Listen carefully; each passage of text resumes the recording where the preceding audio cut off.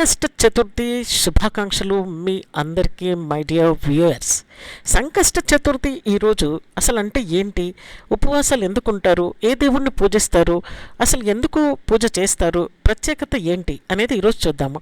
ప్రతి నెల కూడా పౌర్ణమి తరువాత వచ్చే 4వ తిథి, చతుర్థి అంటే 4వ తిథి, కృష్ణపక్ష చతుర్థి అని అంటారు. ఈ రోజున ఈ వ్రతం అనేది చేస్తారు.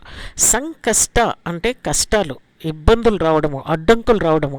చతుర్థి అంటే తెలుసు మనకు 4వ తిథి, తదియ చతుర్థి అంటే మన కష్టాలను తొలగించే రోజుగా ఈ రోజును భావిస్తారు.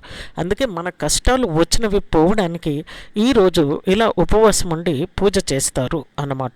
ఈ సంకష్ట చతుర్థి రోజున ఏ దేవుడికి పూజ చేస్తారు? ఈరోజు ప్రధానంగా లార్డ్ గణేష, వినాయకుడు, గణపతికి పూజ చేస్తారు. ఎందుకంటే మనకు తెలుసు గణపతి దేవుడు ఒక ప్రత్యేకమైన దేవుడు. ఏ కార్యక్రమాన్నైనా ప్రారంభించే ముందు గణపతి పూజ కంపల్సరీ చేస్తాం మనం. ఎందుకంటే ఆయన విఘ్నాలను తొలగించే దేవుడు, విజయాన్ని ఇచ్చే దేవుడు. అంటే మనకు కష్టాలను తొలగించాలంటే ముందుగా గణపతి పూజనే చేసుకోవాలి. ఈ దేవుడికి ఈ సంకష్ట చతుర్థి రోజు పూజ చేస్తారనమాట. మరి ఈరోజు ఈ గణపతికి పూజ ఎందుకు చేస్తారు? ఈ వ్రతం చేయడానికి ముఖ్యమైనటువంటి కారణాలు జీవితంలో ఉన్న అడ్డంకులు తొలగించుకోవడము, ఆరోగ్యంగా లేని వాళ్ళకు ఆరోగ్యం కావాలనుకోవడము, ఐశ్వర్యం కోసము పూజ చేసే వాళ్ళకు ఐశ్వర్యం కోసము, పిల్లల విద్య గురించి, భవిష్యత్తు కోసం, కుటుంబంలో శాంతి సుఖాలను పొందడానికి ఈ వ్రతాన్ని ఎంచుకుంటారనమాట.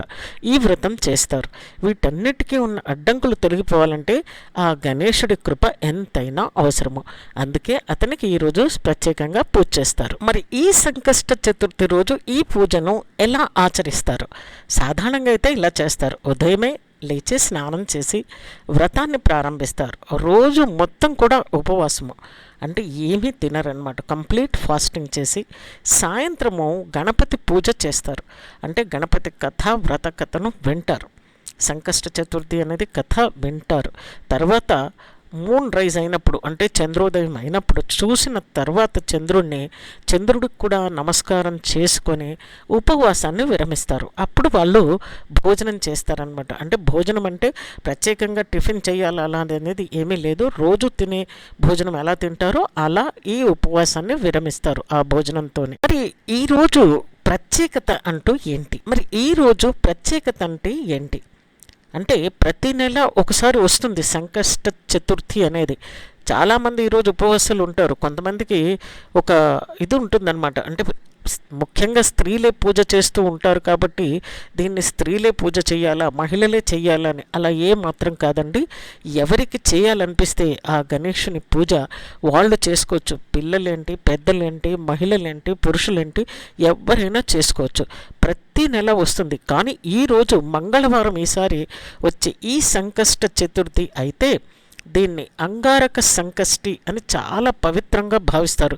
మరి ఈ రోజు నుంచి పొద్దునుంచి ఉపవాసము ఉన్న వాళ్ళకనే పూజ చేస్తున్న వాళ్ళకు మాత్రము తప్పకుండా వాళ్ళ కోరికలు నెరవేరుతాయని చెప్తారు.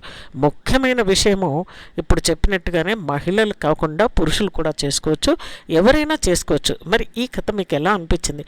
మరి ఈ వీడియో మీకు ఎలా అనిపించిందో తప్పకుండా కామెంట్ చేయండి. మీరే తెలుసుకుంటారా, మీ దగ్గరే ఉంచుకుంటారా వీడియోని? మరి మీ ఫ్రెండ్స్ అందరికి కూడా షేర్ చేయండి. తప్పకుండా చాలామంది వీడియోలు చూస్తున్నారు కానీ సబ్స్క్రైబ్ చేసుకోవట్లేదు my dear friends. Bell icon hit చేసి ఆల్ అని కొట్టి సబ్స్క్రైబ్ చేసుకోండి. మీరు మా ఫ్యామిలీలో ఒక మెంబర్ అవుతారు. మరి ఈ సంకష్ట చతుర్థి ఎంతో ప్రత్యేకమైనది కాబట్టి ఈరోజు మీరు మా ఫ్యామిలీ మెంబర్స్ అయితే మాకెంతో బాగుంటుంది. మరి మీరేమంటారు? Thank you so much.